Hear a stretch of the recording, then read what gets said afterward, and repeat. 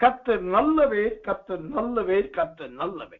நாம் தொடர்ந்து ஆண்டவருடைய கிருபையினால் இயேசு கிறிஸ்துவின் பிறப்பை குறித்தும் பிறப்புக்கு காரணமானவைகளை குறித்தும் ஆராய்ந்து வருகிறோம். ஆவியானவரும் நமக்கு நிறைய காரியங்களை பரிசுத்த ஆவியானவர் தாமே சொல்லிக் கொடுத்து வருகிறார். அந்த வரிசையிலே கடந்த நாட்களிலே இயேசுவை பார்க்க போன மேய்ப்பர்களை குறித்து தேவ செய்தியை கேட்டோம். அதில் தொடர்ந்து நேற்றுக்கு இரவு வரைக்கும் அந்த மேய்ப்பர்களை குறித்து தெய்வ செய்திகள் கொடுக்கப்பட்டிருக்கிறது. அந்த அப்பொழுதே நான் சொன்னேன், இயேசுவை பார்க்க போன மேய்ப்பர்களை குறித்து 17 சத்தியங்கள் உண்டு, அதோடு கூட 5 விளக்கங்கள் உண்டு என்று சொல்லி மொத்தம் 22 சத்தியங்களுடைய சொல்லி 5 விளக்கங்களை கொடுத்தாகிவிட்டது. இதுவரைக்கும் ஆண்டவருடைய கிருபையினால் முதல் விசை மேய்ப்பர்களை குறித்து பேசும்போது 4 காரியங்களை குறித்து பேச தேவன் உதவி செய்தார். மேய்ப்பர்கள் யூதேயா நாட்டை சேர்ந்தவர்கள் என்றும், இரண்டாவதாக பெத்லகேம் ஊரை விரும்புகிறவர்கள் என்றும், மூன்றாவதாக அவர்கள் தெய்வீக பயம் உள்ளவர்கள் என்றும், நான்காவதாக மந்தையை காத்துக் கொள்பவர்கள் என்றும் முதல் கூட்டத்தில் தேவனுடைய வார்த்தை சொல்லப்பட்டது. நேற்றுக்கு இரவு நடந்த இரவுக்குறை ஜெபத்திலே இந்த மேய்ப்பர்கள் குறித்த சத்தியத்தின் தொடர்ச்சி 4 பகுதிகள் கொடுக்கப்பட்டது. 5வது சத்தியமாக நற்செய்திக்கு பாத்திரமானவர்கள் என்று பார்த்தோம். 6வது சத்தியமாக கிறிஸ்துவின் காரியத்தில் தீவிரமானவர்கள் இந்த மேய்ப்பர்கள் என்று பார்த்தோம். 7வது சத்தியமாக இந்த மேய்ப்பர்கள் கர்த்தருடைய மகிமையால் சூழப்பட்டவர்கள் என்று பார்த்தோம். கர்த்தர் 8வது சத்தியமாக இந்த மேய்ப்பர்கள் கர்த்தரை மகிமைப்படுத்தும் நல்ல குணம் கொண்டவர்கள் என்று பார்த்தோம். இப்படியாய் இயேசுவை பார்க்க வந்த மேய்ப்பர்களை குறித்து ஆழமான அர்த்தமான உபதேசத்திற்குரிய தெளிவான மறைமுகமான பல சத்தியங்களை இந்த 8 சத்தியங்களிலே கற்றுக்கொள்ள கர்த்தர் உதவி செய்தார். இன்னும் நமக்கு மொத்தம் 17 சத்தியத்திலே இந்த 8 போய்விட்டதுன்னா இன்னும் ஏறத்தாழ 11 சத்தியங்கள் உண்டு. ஆனபடினா இன்றைக்கு காலை இந்த இருட்டோட ஜெபம், இன்றைக்கு இரவுக்கு ஜெபம், நாளை காலை கிறிஸ்து பிறப்பின் கிறிஸ்துமஸ் கூட்டம் மற்றும் நாளை இரவு, இந்த 4லும் கர்த்தருக்கு சித்தமானால் நானே இந்த கூட்டங்களை நடத்தவும் இந்த தேவ செய்தி கொடுக்கவும் கர்த்தருக்குள் பிரயாசப்படுகிறேன். தேவனுக்கு மகிமை உண்டாவதாக. இப்பொழுது இந்த மேய்ப்பர்களை குறித்து சத்தியத்துக்காக வேதத்திலிருந்து ஒரு வசனத்தை வாசிக்கிறேன். எரேமியாவின் புஸ்தகம் 33ஆம் அதிகாரம் 12வது வசனம். எரேமியா 33:12. மனுஷனும் மிருகமும் இல்லாமல் அவாந்தர வெளியாய் கிடக்கிற இவ்விடத்திலும் இதற்கடுத்த பட்டணங்களிலும் ஆட்டு மந்தையை மேய்த்து மடக்குகிற மேய்ப்பர்களின் தாவரங்கள் உண்டாயிருக்கும் என்று சேனைகளின் கர்த்தர் சொல்லுகிறார். ஆமென். இயேசுவின் பிறப்புக்கு அடையாளமாயிருந்த அந்த மேய்ப்பர்களுக்கு ஆதாரமான ஒரு வசனத்தை நான் இங்கு வாசித்தேன். அது உங்க பிரயோஜனத்துக்காக திரும்ப வாசிக்கிறேன். எரேமியா 33ஆம் அதிகாரம் 12வது வசனம். மனுஷனும் மிருகமும் இல்லாமல் அவாந்தர வெளியாய் கிடக்கிற இவ்விடத்திலும் அதற்கடுத்த பட்டணங்களிலும் ஆட்டு மந்தையை மேய்த்து மடக்குகிற மேய்ப்பர்களின் தாவரங்கள் உண்டாயிருக்கும் என்று சேனைகளின் கர்த்தர் சொல்லுகிறார். தேவனுக்கு மகிமையும் கிருபையும் தயவும் உண்டாவதாக. கர்த்தர் நல்லவர். ஆம், இந்த எரேமியா 33ஆம் அதிகாரம் 12வது வசனத்தை வாசிக்கும் போது நல்ல அழகான மேய்ப்பர்களை குறித்து, அந்த மேய்ப்பர்கள் ஆடுகளை மேய்க்கிறவர்களும் மந்தையை மடக்குகிறவர்களும் என்று அவர்கள் திறமையை குறித்து பார்க்கிறோம். அடுத்தது, இந்த மேய்ப்பர்கள் இருக்கிற இடத்துல நல்ல தாவரங்கள் இருக்கும் என்று கர்த்தரே சொல்லுகிறதை பார்க்கும். இதை போல இந்த இயேசுவை பார்க்க வந்த மேய்ப்பர்களை குறித்து நான் சொல்ல வேண்டுமானால், இங்கு வந்திருக்கிற போதக பிதாக்கள் மற்றும் தேறின விசுவாச ஜனங்களுக்காக இந்த மெய்ப்பர்களை குறித்த சில குறிப்புகளை, புள்ளி விவரங்களை நான் சொல்லுகிறேன். வேண்டியவர்கள் நீங்கள் குறித்துக் கொள்ளலாம். பரிசுத்த வேதாகமத்திலே, முழு வேதாகமத்திலும் மெய்ப்பர்கள் அல்லது மெய்ப்பெண் என்ற வார்த்தை ஏறத்தாழ 145 முறைக்கு அதிகமாக பயன்படுத்தப்பட்டது. மெய்ப்பெண் அல்லது மெய்ப்பர்கள் என்ற வார்த்தை முழு வேதத்திலும் 145 முறைக்கு அதிகமாக ஆவியானவரால் சொல்லப்பட்டிருக்கிறது, எழுதப்பட்டிருக்கு. இரண்டாவதாக இதிலே மெய்ப்பெண் என்ற வார்த்தை ஏறத்தாழ 98 முறை முழு வேதத்திலே இருக்குது. மெய்ப்பெண் அல்லது மெய்ப்பர் என்ற வார்த்தை 98 முறை. அதை தவிர ஓமையாக மேய்த்து என்கிற வார்த்தை, ஆடுகளை மேய்த்தால் சோத்திரம், ஆடுகளை மேய்த்து கொண்டு இருந்தார்கள் என்று மேய்த்து என்ற வார்த்தை பழைய ஏற்பாட்டிலும் புதிய ஏற்பாட்டிலும் சேர்த்து மொத்தம் 33 முறை மேய்த்து என்ற வார்த்தை வருகிறதை பார்க்கலாம். கர்த்தர் நல்லவர், கர்த்தர் நல்லவர், கர்த்தர் நல்லவர். இந்த மேய்ப்பன் அல்லது மேய்ப்பர் என்ற வார்த்தை முழு வேதத்திலே 145 முறை சொல்லப்பட்டிருக்கிறது என்று சொன்னேன். அதிலே இந்த மேய்ப்பர்களை குறித்து பழைய ஏற்பாட்டிலே மட்டும் 115 முறை இந்த வசனம், மேய்ப்பர்களை குறித்த சத்தியங்களும் மேய்ப்பர்களை குறித்த வசனங்களும் பழைய ஏற்பாட்டில் மட்டும் 115 முறை வருகிறது. புதிய ஏற்பாட்டிலே மேய்ப்பர்களை குறித்து 30 முறை சொல்லப்பட்டு, கர்த்தருடைய நாமத்துக்கு மகிமையும் கிருபையும் தயவும் உண்டாவதாக. இதிலே இந்த முழு வேதத்திலும் இவ்வளவு மேய்ப்பர்களை குறித்த குறிப்பை சொன்னேன். இவன் முழு வேதத்துல பைபிள்ல முத மேய்ப்பர்களை குறித்து எங்கு எழுதியிருக்கிறது, எந்த மேய்ப்பர்களை குறித்து எழுதியிருக்கிறது என்று சொன்னால், ஆதியாகமத்தின் புஸ்தகம் 13ஆம் அதிகாரம் 7வது வசனம். அங்குதான் மேய்ப்பர்களை குறித்து முதல் வார்த்தை வேதத்தில் வருகிறதை பார்க்கிறோம்.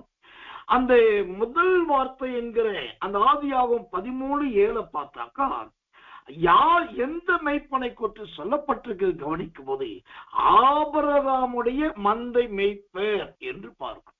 அதற்கு கீழே லோத்தின் மந்தை மேய்ப்பர்.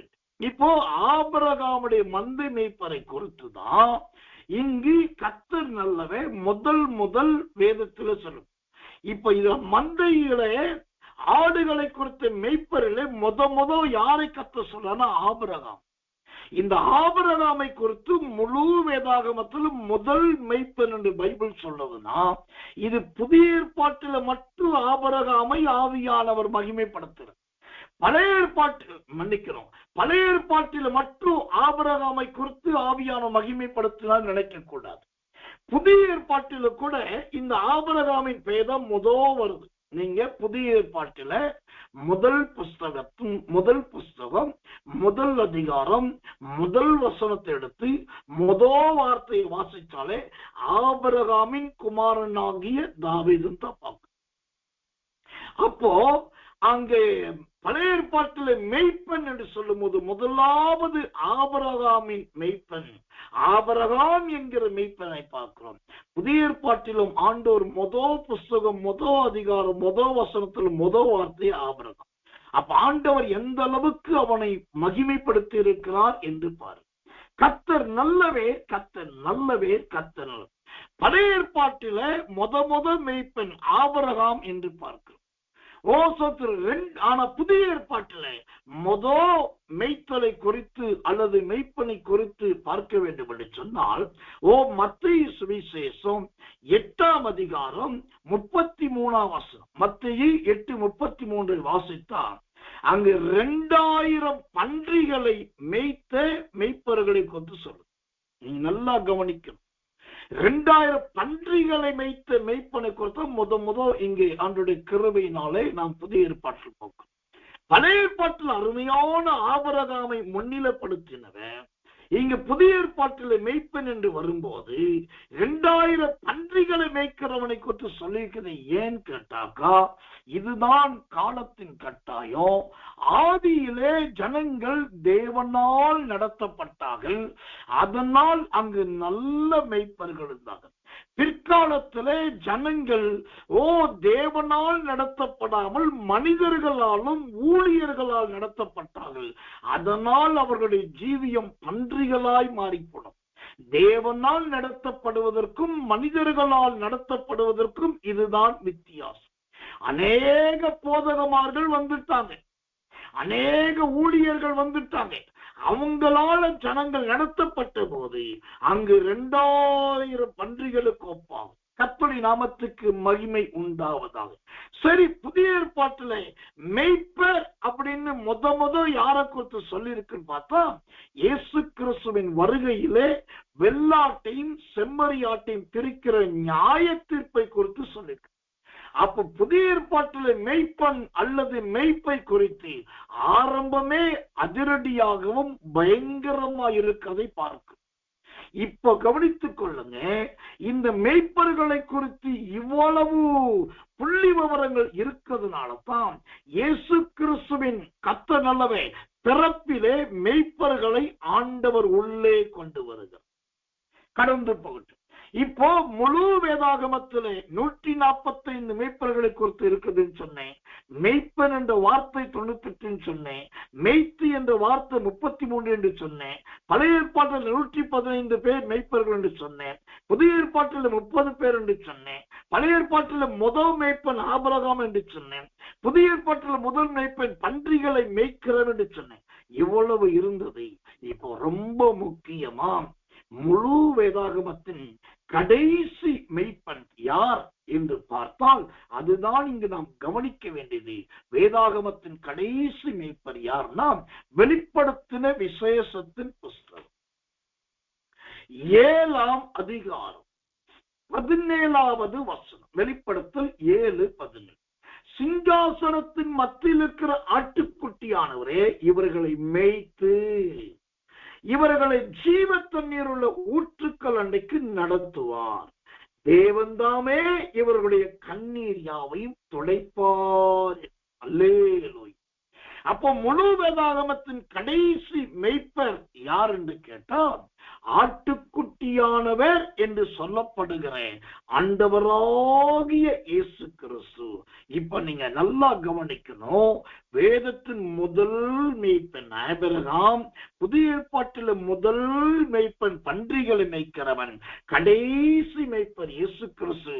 இதை எதை காண்பிக்கிறது?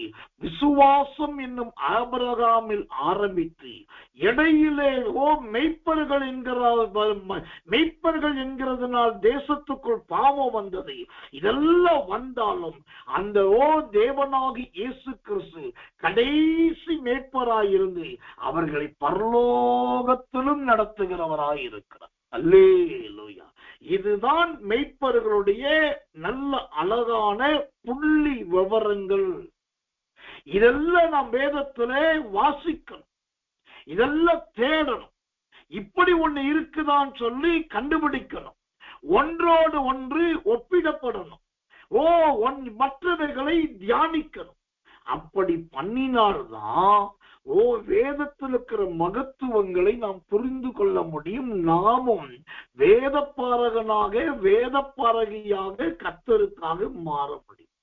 கர்த்தர் நல்லவேர், கர்த்தர் நல்லவேர், கர்த்தனம். நான் சொன்னேன், புதிய ஏற்பாட்டிலே இயேசுவின் பிறப்பின் நாட்களில் சொல்லப்பட்ட அல்லது வந்து பார்த்த அந்த மெய்ப்பர்களை குறித்து 17 சத்தியங்கள் இருக்கிறது என்று சொன்னேன். அதுல 8 சத்தியங்கள் சொல்லப்பட்டு விட்டது. இப்போது முதல் நாம் தொடர்ந்து மற்ற சத்தியங்களை கேட்க போகிறோம். 9வதாக இயேசுவின் பிறப்பில் வந்து அவரை பார்க்க வந்த அந்த மெய்ப்பர்களை குறித்த 9வது சத்தியம் என்ன என்று சொன்னால், லூக்கா சுவிசேஷத்தின் புஸ்தகம் 2ஆம் அதிகாரம் 17வது வசனம். லூக்கா 2:17 வாசிக்கிறேன். கண்டு அந்த பிள்ளையை குறித்து தங்களுக்குள் சொல்லப்பட்ட சங்கதியை பிரசித்தம் பண்ணினார்கள். அல்லேலூயா.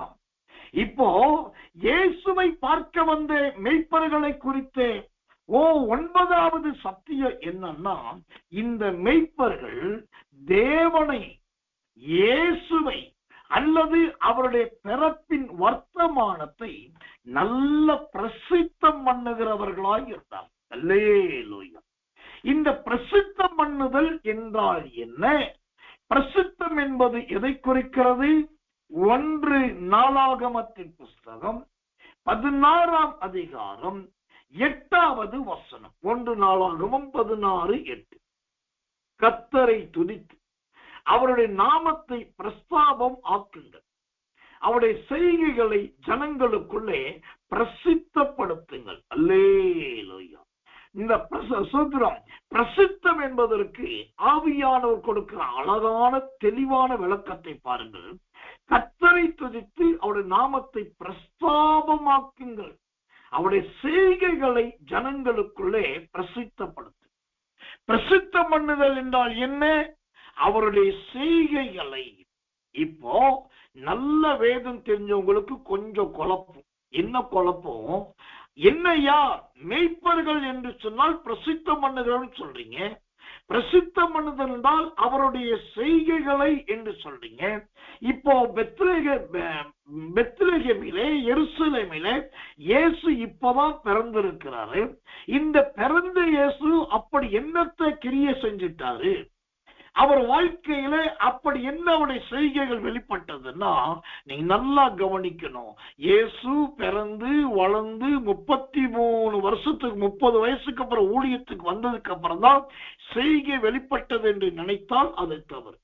இயேசுவின் ஊழிய செய்கை எங்க துவங்கது அப்படின்னா, முத கர்த்தருடைய தூதன் வந்து மரியாளிடத்தில் சொல்லுகிறான் பாருங்க, அங்கேயே பிரசித்தம் உண்டாயிடுச்சு.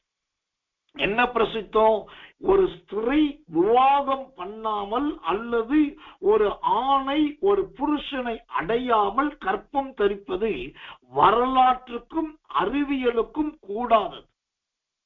ஆனால் இங்கு ஒரு ஸ்திரீ பரிசுத்த ஆவியினால் கற்பம் தரிக்கிறார். அதுவே அங்கு அவர் பிறக்கிறதுக்கு முன்னாடியே அவர் செய்த மகிமையான செய்கை. 1. 2வது, இயேசு கர்த்தர் அல்லவே பிறந்த பின்பு எங்கோ இருந்த சாஸ்திரிகளை இஸ்ரேலை தேடி யூதேயாவை நாடி பெத்லகேமுக்கு வந்தாங்கன்னா அது அதை விட பிரசித்தம். 3வது, இயேசு பிறந்திருக்கிறார் உலக ரட்சகன் கேட்ட உடனே ராஜாவும் ராஜாவின் பிரபுக்களும் கதிகலங்கினார்கள், ஏரோது போன்றவர்கள். அது அடுத்த பிரசித்தம். இப்படி இயேசு பிறந்த போதே அங்கு பலவிதமான பிரசித்தம் உண்டாயிற்று. எரேமியாவில் சொல்லப்பட்டபடி ராகேல் கதறி அழுகிறாள், அவருடைய கூக்குரல் எங்கும் கேட்கப்படுகிறது என்ற வார்த்தையின்படி அந்த இயேசு பிறந்த நாளிலே ஒரு 2 வயதுக்குட்பட்ட பிள்ளைகள் வெட்டப்பட்டார்கள். அப்போ தீர்க்க தரிசனம் நிறைவேறிச்சு. அதுவும் ஒரு பிரசித்தம். அதுவும் தேவனுடைய செய்கைகள் தான். இப்ப புரியுதா? இந்த சாஸ்திரியம் மன்னிக்கணும், இந்த மேய்ப்பர்கள் கிறிஸ்துவை பிரசித்தம் பண்ணுகிறார்கள். எதை பிரசித்தம் பண்ணுகிறார்கள்? அவருடைய அருமையான செய்கைகளை. எனக்கன்பானவர்களே, கர்த்தர் நல்லவே. இன்றைக்கு கிறிஸ்துமஸ் நாட்களிலே இயேசு பிறப்பின்னு சொல்லிட்டு ஓசத்துல ஏழைகளுக்கு ட்ரெஸ் கொடுக்கிறேன், ஓசத்துல அவங்களுக்கு பணம் கொடுக்கிறேன், இப்படி சாப்பாடு கொடுக்கிறேன்னு சொல்லிட்டு இவங்க போய் தன்னுடைய செய்கைகளை பிரசித்தம் பண்ணுகிறாங்க. தன்னுடைய செய்கைகளை, தன்னுடைய பெயரை, தன்னுடைய அடையாளத்தை அல்லது தன்னுடைய லோகோவை, தன்னுடைய சிம்பிளை அதுல போட்டுக்கிட்டு இது இந்த சபை மூலமா நடந்தது, இந்த ஊழியத்து மூலமா வந்தது, இந்த தொழிலதிபர் கொடுத்தது, இந்த வியாபாரி கொடுத்தது, நாங்க இத்தனை லட்சம் கொடுத்தோம், இவ்வளவு கொடுத்தோம் என்று சொல்லி தன்னுடைய செய்கையை காண்பிக்கிறார். அதனாலதான் இந்த தன்னுடைய செய்கையை காட்டக்கூடாது என்பதற்காகத்தான் நாம் இயேசுவின் வல்லமை ஊழியத்து மூலமாய் கரங்கொடுக்கும் ஊழியத்தில் செய்கிறவர்களுக்கு எதிலையுமே ரப்பர் ஸ்டாம்ப் குத்தல, எதிலையுமே நம்முடைய ஸ்டிக்கர் ஒட்டுறது கிடையாது. அங்க போயிட்டு போற டீம்கிட்ட ஜீசஸ் பவர் மினிஸ்ட்ரின்ற ஒரு பேனரை கட்டி அந்த பேனரை பின்னாடி கட்டிட்டு அதுக்கு முன்னாடி நீங்க போட்டோ எடுக்கணும், அந்த பேனரை முன்னாடி வச்சு ஜனங்களுக்கு ஓசத்தை நீங்க கொடுக்கணும் சொல்லி இதெல்லாம் செய்யாததுக்கு காரணம் என்னன்னா, நம்முடைய செய்கையை நாம் பிரசித்தம் பண்ண கூடாது. அது தேவனுடைய செய்கையை பிரசித்தம் பண்ணணும். அந்த வேத சட்டத்தை வேத வசனத்தின்படி செய்யணும், கீழ்ப்படியணும் என்பதற்காகத்தான் இன்றைக்கு வரைக்கும் அதை மறைவாய் செய்யும். ஆனா அதே சமயத்துல நம்முடைய ஜனங்களுக்கு முன்னாடி கணக்கோ வழக்கோ பணமோ பொருளோ வாங்குவதோ எதையுமே மறைப்பது கிடையாது. அடைகிற துன்பம் முதல் கொடுக்கிற இன்பம் வரைக்கும் சொல்லிக்கிட்டே இருக்கிறோம் நம்ம ஜனங்களுக்கு. மற்றபடி புறஜாதியாரிடத்தில் இந்த ஊழியத்தை செய்ய சொல்லுகிற நான் யார், எஸ்எஸ்கே சாமல் யாருன்னே நிறைய பேருக்கு தெரியாது. எவ்வளவு பேருக்கு தெரியாது. அது தெரியணும் நான் விரும்புறதும் கிடையாது. ஏன்னா இந்த இயேசுவை பார்க்க போன மெய்ப்பர்களுடைய 8வது சத்தியம் என்னன்னா, அவர்கள் தேவனுடைய கிறிஸ்துவின் சித்தத்தை பிரசித்தம் பண்ணினார்கள். இந்த நல்ல ஒரு முன்மாதிரி அவரிடத்தில் காணப்பட்டது. அந்த பிரசித்தம் என்பது தேவனுடைய செய்கைகளை காண்பிக்கிறது. எனக்கன்பான தேவ பிள்ளைகளே, இயேசு பிறக்கும் போது மட்டும் அவருடைய செய்கைகள் பிரசித்தம் பண்ணப்பட்டது நினைக்காதீங்க. இயேசு சிலுவையில சாகும் போதும் அவருடைய பிரசித்தம் வெளிப்பட்டது. என்ன பிரசித்தம்? இயேசு சாவை குறித்து பிரசித்தம் பண்ண வேண்டிய சீசர்களா பயந்து விலகி ஓடி போயிட்டான். அப்ப ஆண்டவர் பார்த்தாரு, என் கரமே எனக்கு ரட்சிப்பாயிட்டுன்னு சொன்ன அடையாளத்துக்கு ஏதுவாக அவருடைய செய்கையை அவரே பிரசித்தம் பண்ண. எப்படி தெரியுமா? அங்க இருக்க மலைகள் விலக ஆரம்பித்தது, இருள் உண்டாக ஆரம்பித்தது, வானத்திலே அடையாளங்கள் தோன்ற ஆரம்பித்தது. கத்தரளவை ரொம்ப முக்கியமா கல்லறைகள் திறக்கப்பட்டது. பூமிக்கு அடியில் இருந்த பரிசுத்தவான்கள் எழுந்து பூமிக்கு மேலே நடக்க ஆரம்பித்தார்கள். யாரும் காணாததும் கேட்காததெல்லாம் நடந்தது. இதெல்லாம் எதை காண்பிக்குது? இயேசு பிறக்கும் போது மட்டும் பிரசித்தம் பண்ணப்பட்டவர் அல்ல, அவர் மரிக்கிற போதும் அங்கு ஒரு பிரசித்தம் உண்டாகிறது. அப்போ இந்த மெய்ப்பர்கள் கிறிஸ்துவின் சித்தத்தை எவ்வளவு அழகாய் நிறைவேற்றியிருக்கிறார்கள் என்று நாம் கேட்பதை விட நாம் எப்படியாகலும் கிறிஸ்துவின் செய்கைகளை பிரசித்தம் பண்ணுவோம். அதுதான் இந்த கிறிஸ்துமஸ் காலத்தின் பிரதான நோக்கம். கர்த்தர் நல்லவே, கர்த்தர் நல்லவே, கர்த்தர் நல்லவே. 10வதாக இந்த இயேசுவை பார்க்க போன இந்த மெய்ப்பர்களை குறித்த 10வது சத்தியம் என்ன என்று கேட்டார், லூக்கா சுவிசேஷத்தின் புஸ்தகம் 2ஆம் அதிகாரம் 20வது வசனம். லூக்கா 2:20 வாசிக்கிறேன். மெய்ப்பர்களும் தங்களுக்கு சொல்லப்பட்டதின்படியே கேட்டு கண்ட எல்லாவற்றிற்காகவும் தேவனை மகிமைப்படுத்தி துதித்து கொண்டு திரும்பி போனார்கள். அல்லேலூயா. துதித்து கொண்டு திரும்பி போனாங்க. இங்க ஒரு அருமையான சத்தியம் இருக்குது, கவனிங்க. என்ன சத்தியம்? இவர்கள் கிறிஸ்துவை பார்க்க போகிறார்கள். குழந்தையாக இயேசு போனார்கள், மரியாளை பார்த்தார்கள், யோசேப்பை பார்த்தார்கள், கர்த்தர் நல்லவே, அதோடு கூட குழந்தையும் பார்த்தார்கள். பார்த்துட்டு இப்ப திரும்பி போகும்போது எப்படி போறாங்கன்னா, துதித்து கொண்டே போகிறார். அல்லேலூயா. இதுதான் இன்னைக்கு கிறிஸ்தவத்தில் இல்லாத ஒரு காரியம். என்ன இல்லை? ஆலயத்துக்கு போகும்போது ஜெபம் பண்ணிட்டு ஆலயத்துக்கு போறோம். ஆராதனை போகும்போது எனக்கு ஒரு செய்தி வேணும்னு கேட்டுட்டு போறோம். சோத்திரம் ஆண்டவரே, என்னையும் பயன்படுத்தும், எங்க போதகர் கண்கள்ல தயவு கிடைக்கட்டும், ஏதோ ஒண்ணுக்காக உப்புக்கு சப்பானியாவது என் பேரை சொல்லட்டுன்னு சொல்லிட்டு போறோம். ஆலயத்துக்கு போகும்போது குளிச்சு முழிச்சு வஸ்திரம் மாற்றி எல்லாம் பண்ணி இப்படிலாம் சொல்லி ஜெபம் பண்ணிட்டு ஒரு எதிர்பார்ப்போட ஸ்தோத்திரம் பண்ணிட்டே போறோம்.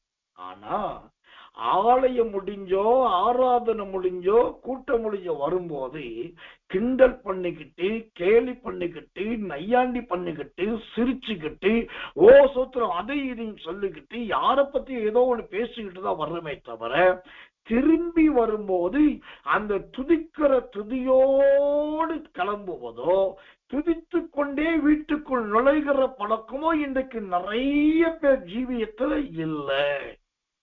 ஆனா இந்த மேய்ப்பர்களை பாருங்க, அவர்கள் திரும்பும் போது அந்த வசனம் ரொம்ப அழகா சொல்லுது.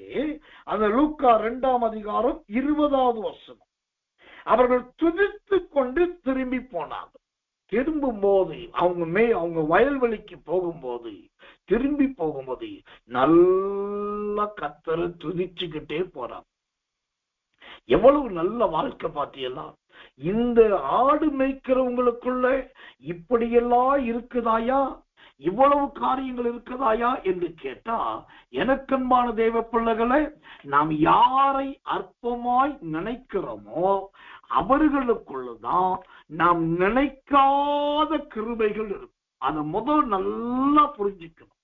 நம்முடைய பார்வைக்கும் நம்முடைய தோற்றத்துக்கும் சாதாரணமானவர்கள் என்று என்றைக்கு யாரை நினைக்கிறோமோ அன்றைக்கு அவர்களுக்குள் இந்த அருமையான நல்ல தாழ்ந்துகள் இருக்கும், கிருபைகள் இருக்கும். நம்முடைய ஜீவியத்துல நாம் ஒருவரையும் அற்பமாகவோ கேவலமாகவோ நினைக்கவும் கூடாது, பேசவும் கூடாது. கர்த்தருடைய நாமத்துக்கு மகிமை உண்டாகும். இப்போ இந்த துதித்து கொண்டு போகுதல் என்பதற்கு ஒரு வசனத்தை உங்களுக்கு காண்பிக்கிறேன். 2 நாளாகமத்தின் புஸ்தகம் 30ஆம் அதிகாரம் 22வது வசனம். 2 நாளாகமும் 30:22. கர்த்தருக்கு அடுத்த காரியத்தில் நல்ல உணர்வுள்ள எல்லா லேவியரோடும் எசேக்கியா பட்சமாய் பேசினார். இப்படி அவர்கள் பண்டிகையின் 7 நாள் அளவும் புசித்து ஸ்தோத்திர பலிகளை செலுத்தி தங்கள் பிதாக்களின் தேவனாகிய கர்த்தரை துதித்து கொண்டிருந்தார்கள். அல்லேலூயா. இந்த மேய்ப்பர்கள் திரும்பி போகும்போது துதித்து கொண்டே போகிறவர்கள். எப்படி துதித்தார்கள், என்ன துதித்தார்கள்னா, இங்கே இந்த 2 நாளாகமும் 30ஆம் அதிகாரம் 22ஆம் வசனம் சொல்லுது, அவர்கள் ஸ்தோத்திரம் சொல்லி துதித்தார்கள் என்று பார்க்கும். தேவனுக்கு மகிமை உண்டாவதாக. ஸ்தோத்திரம், அந்த துதித்தல் என்பதே கர்த்தர் நல்லவே, நல்ல தேவனை துதிக்கிற, தேவனை ஸ்தோத்தரிக்கிற ஸ்தோத்திரத்தை குறிக்கிற. அதே சமயத்துல இந்த ஸ்தோத்திரத்தை எதற்கு செலுத்தினான்? இந்த மேய்ப்பர்கள் எதற்காகலாம் கர்த்தரை ஸ்தோத்தரித்தார்கள் என்று கேட்டால், அந்த லூக்கா 2:20 வசனம் ரொம்ப தெளிவா சொல்லுது. கர்த்தர் நல்லவன். அவர்கள் பட்டணத்தின் சொல்லப்பட்டதின்படியே கேட்டு கண்ட எல்லாவற்றுக்கும், கேட்டதுக்காக கர்த்தரை ஸ்தோத்தரித்தார்கள், கண்டவைகளுக்காக கர்த்தரை ஸ்தோத்தரித்தார்கள். அப்ப கேட்டது எது, கண்டது எது? கர்த்தருடைய தூதர் வந்து சொன்னால், நீங்கள் அங்கே பெத்லகேமுக்கு உள்ளே போங்கள், உலகத்தின் இரட்சகர் பிறந்திருக்கிறார், அவர்கள் துணிகளில் சுற்றி கடத்தப்பட்டிருக்கிறதை காண்பீர்கள். இது தூதர்கள் சொன்ன உடனே மேய்ப்பர்கள், இது அவங்க கேட்டது. கண்டது எது தெரியுமா? அங்க வந்து பார்க்கிறாங்க, அந்த தேவதூதன் சொன்ன மாதிரியே என்ன சொன்னானோ அதே போல அங்கு துணிகளில் சுற்றி இயேசுவானவர் கடத்தப்பட்டிருக்கிறார். வாசிக்கிறேன். லூக்கா 2ஆம் அதிகாரம் 16ஆம் வசனம். தீவிரமாய் வந்து மரியாளையும் யோசேப்பையும் முன்னணியிலே கடத்திருக்கிற பிள்ளையையும் கண்டார்கள்.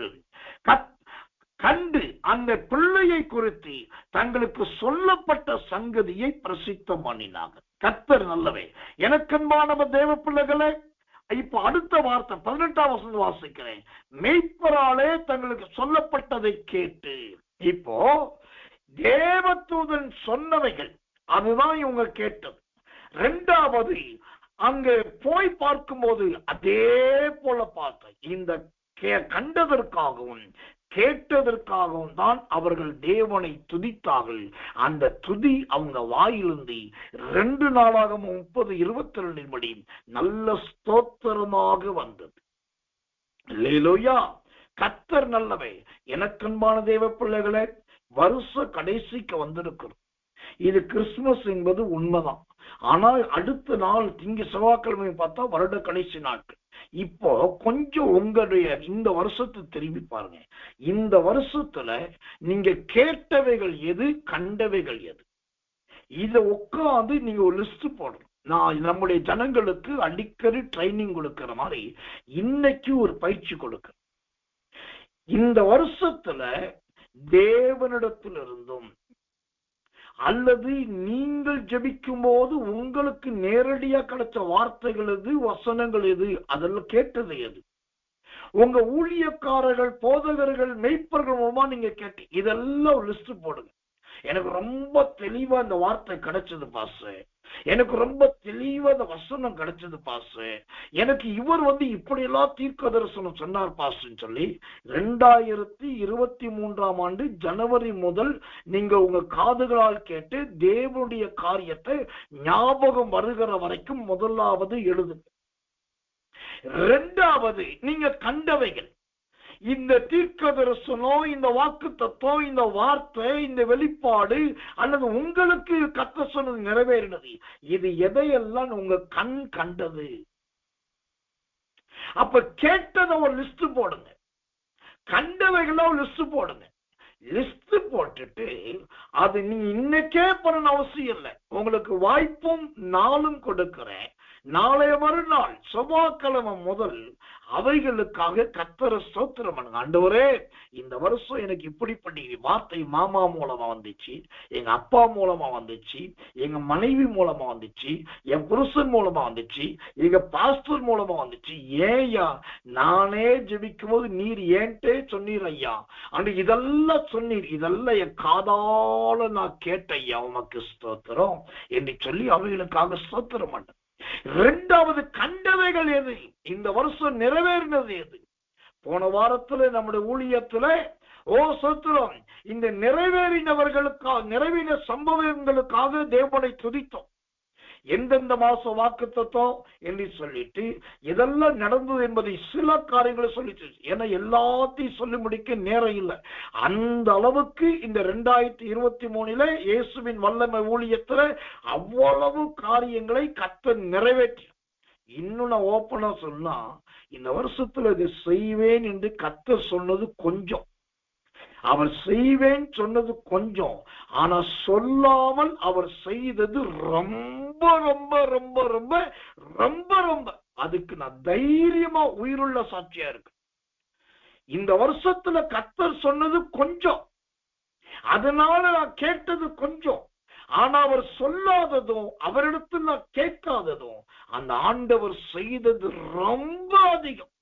அப்ப இதற்காக நான் தேவனை பிரசித்தம் பண்ணுகிறேன், நான் தேவனை துதிக்கிறேன், அந்த துதிக்காக கர்த்தருக்கு ஸ்தோத்திரம் செலுத்துகிறேன். இதே போலதான் நம்முடைய ஊழியத்தில் இருக்கிற தேவ பிள்ளைகள் வரணும் என்பது என்னுடைய வாஞ்சையும் தாகவுமாயிருக்கிறது. கர்த்தர் நல்லவே, கர்த்தர் நல்லவே, கர்த்தர் நல்லவே. இப்போ 9வதாக பார்த்தோம், அவர்கள் தேவனை பிரசித்தம் பண்ணுகிறவர்கள்.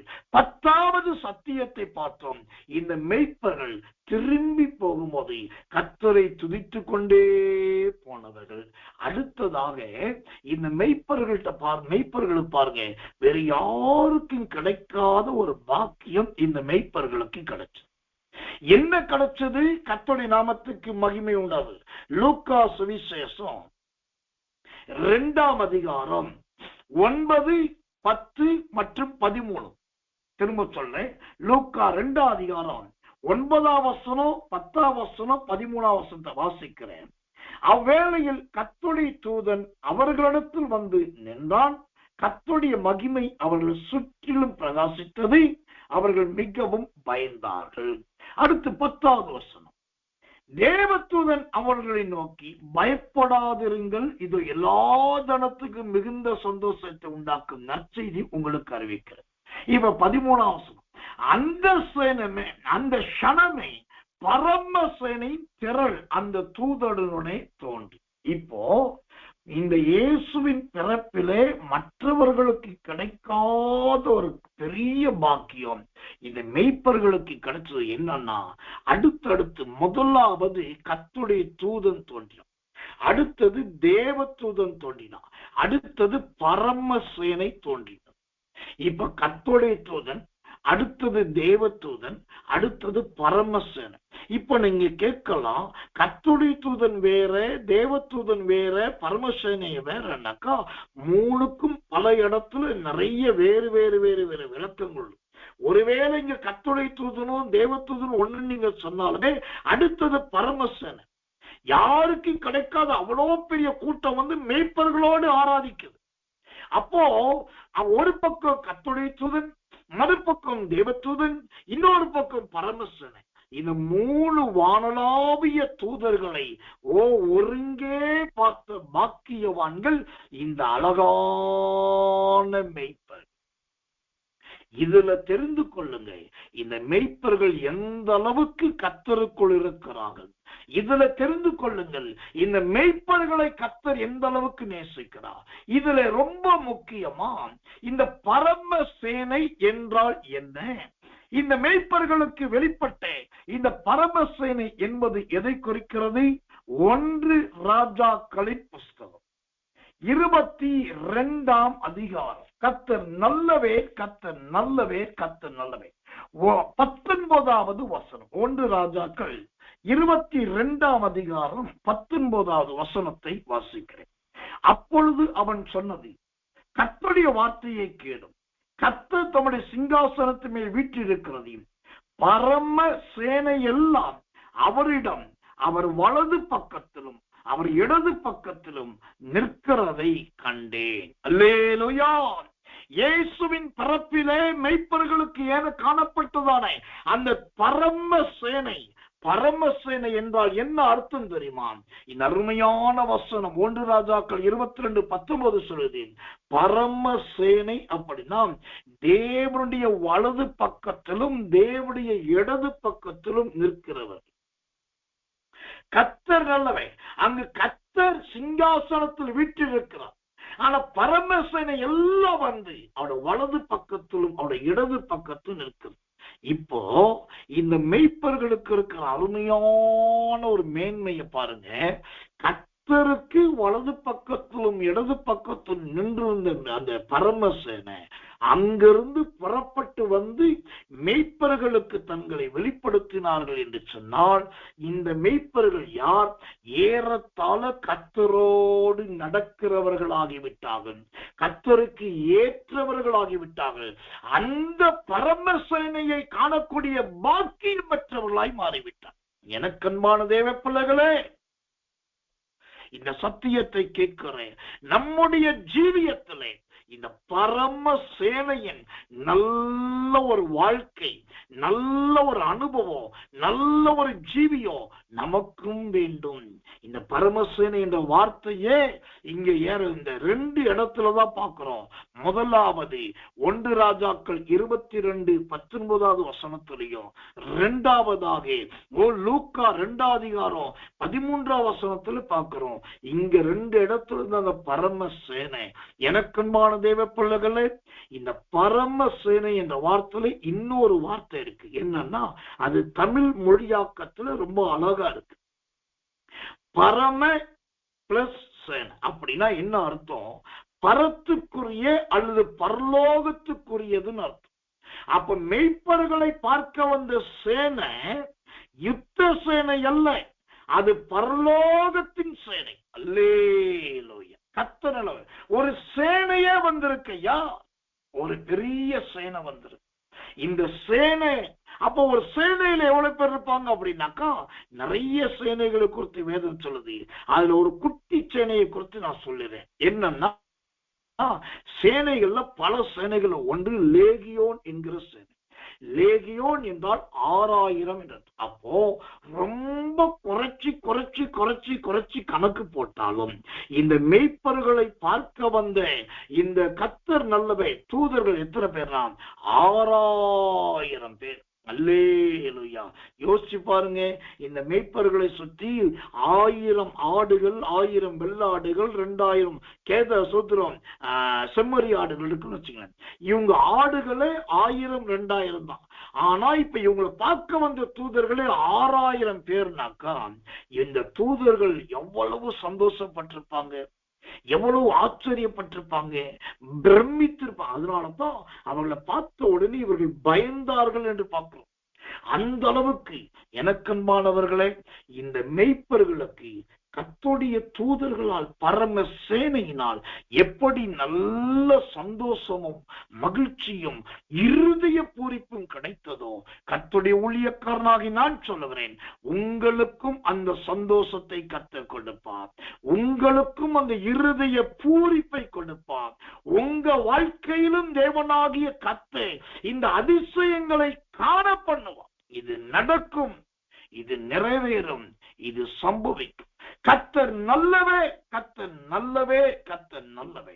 கடைசியாக இந்த மெய்ப்பர்கள் கண்ட இந்த மெய்ப்பர்களை குறித்து இன்னும் ஒரு சத்தியம், 12வது சத்தியத்தை மட்டும் நான் சொல்லி முடிக்கிறேன். லூக்கா சுவிசேஷம் 2ஆம் அதிகாரம் 10ஆம் வசனம் இவ்விதமாய் சொல்லுகிறது, தேவதூதன் அவர்களை நோக்கி பயப்படாதிருங்கள் என்று சொல்லு. இப்போ கர்த்தர் நல்லவை. இந்த மெய்ப்பர்களுக்கு அந்த தேவதூதனால் நல்ல ஒரு வாக்குத்தத்தம் கிடைக்குது. என்ன வாக்குத்தத்தம்னா, கர்த்தர் நல்லவே, சோதரம், பயப்படாதிருங்கள் என்கிற வாக்குத்தத்தம். நேற்றைய தினத்திலே நான் சொன்னேன், இந்த மெய்ப்பர்கள் பயந்தார்கள். இந்த பயம் சரீர பிரகாரமான பயம் அல்ல. அவர்கள் ஆடுகளை மேய்க்கிறவர்கள், கரடிகளை மேற்கொள்ளுகிறவர்கள், சிங்கத்தை தடை செய்கிறவர்கள், ஓநாய்களை விரட்டுகிறவர்கள் என்று சொன்னேன். அதனால அவங்களுக்கு பயம் சோதரம் சரீர பிரகார பயம் இல்ல, தெய்வீக பயம். அப்ப இப்போ நீங்க கேட்கலாம், பயப்படாதிருங்கள் என்று சொல்லுகிறீங்களே, அது தெய்வீக பயம் என்று சொன்னா ஏன் அது தெய்வ சூத்திரம் பயப்படாதீர்கள் என்று சொல்லணும்னு நீங்க கேட்கலாம். அதற்கு அருமையான ஒரு விளக்கத்தை ஆவியானவர் கொடுக்கிறார். எதற்கு பயப்படாதிருங்கள் என்கிற வார்த்தைக்கு ஆண்டவர் எழுதி வைத்திருக்கிற நல்ல ஒரு விளக்கத்தை உங்களுக்கு காண்பிக்கிறேன். நெகேமியாவின் புஸ்தகம் 4ஆம் அதிகாரம். கர்த்தர் நல்லவே, கர்த்தர் நல்லவே, கர்த்தர் நல்லவே. 14வது வசனம், நெகேமியா 4:14. அதை நான் பார்த்து எழும்பி பிரபுக்களையும் அதிகாரிகளையும் மற்ற ஜனங்களை நோக்கி அவர்களுக்கு பயப்படாதிருங்கள்.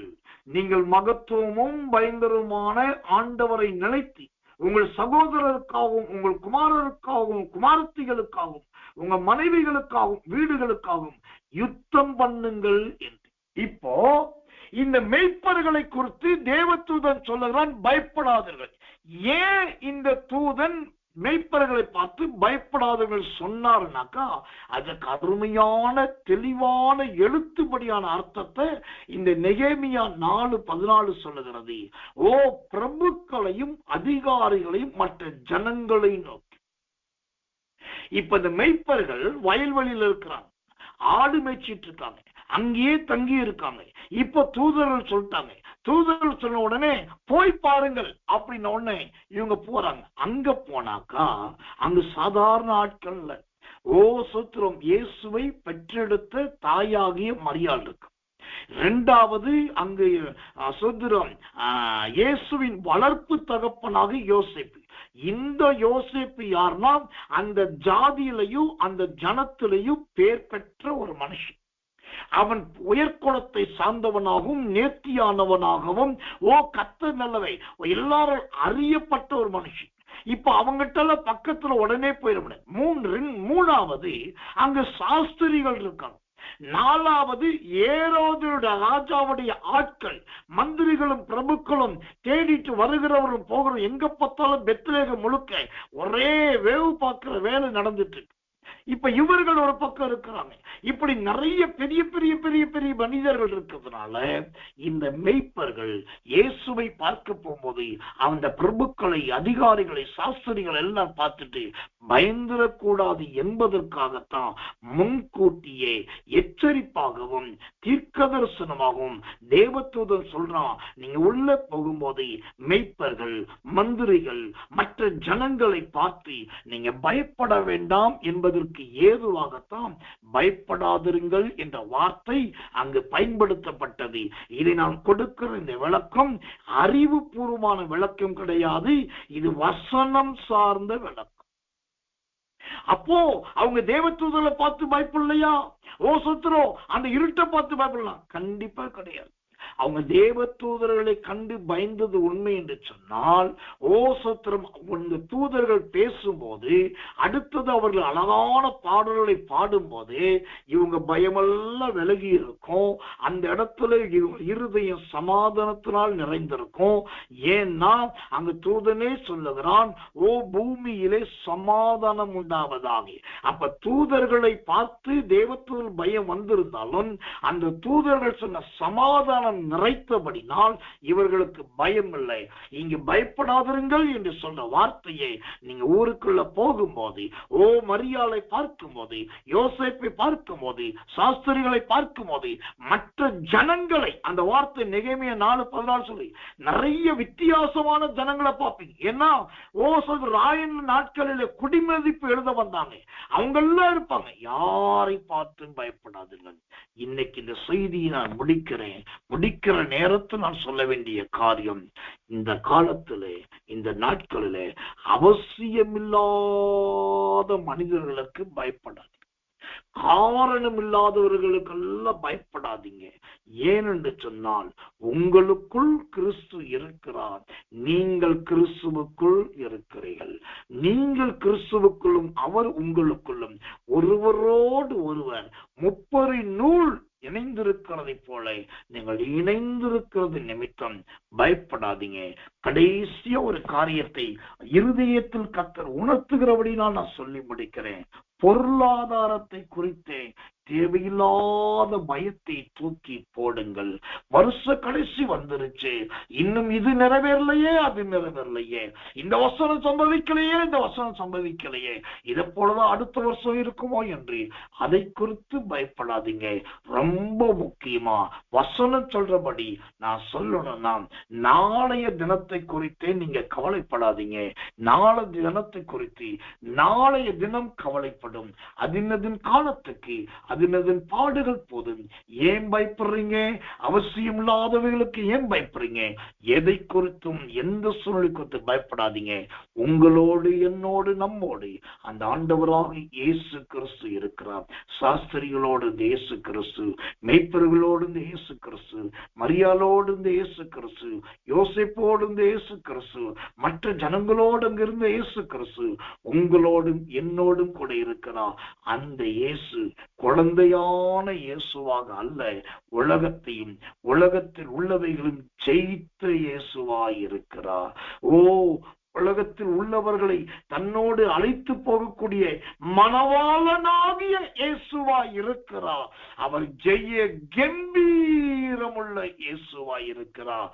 எனக்கன்பா தேவ பிள்ளைகளே, இந்த மகிமையின் தேவனாகிய இந்த இயேசுவின் அபிஷேகம் உங்க வாழ்க்கையில ஆமென்றும் ஆமென் என்றும் இருந்து இந்த கிறிஸ்துமஸ் மற்றும் பண்டிகை நாட்கள், வருட இறுதி நாட்கள் எல்லாவற்றிலும் அவர் உங்களை தயவும் கிருபையுமாய் நடத்துவாராக. இந்த ஆவியானவருடைய அபிஷேகம் உங்கள் மூலமாக உங்களோடு இருக்கிற, உங்க வீட்டில் இருக்கிற, உங்களை சார்ந்த எல்லாருக்கும் ஆமென்றும் ஆமென் என்றும் உண்டாவதாக என்று கர்த்தருடைய ஊழியக்காரனாகி நான் மனதார ஆசீர்வதிக்கிறேன். பயப்படாதிருங்கள், பயப்படாதிருங்கள். எதை குறித்து பயப்படாதிருங்கள், எப்போது பயப்படாதிருங்கள். முடிந்த வரைக்கும் தைரியமாயிருங்கள். மெய்ப்பர்களைப் போல ஸ்தோத்திரம் பண்ணி துதித்துக் கொண்டிருங்கள், அவருடைய நாமத்தை பிரஸ்தாபப்படுத்துங்கள்.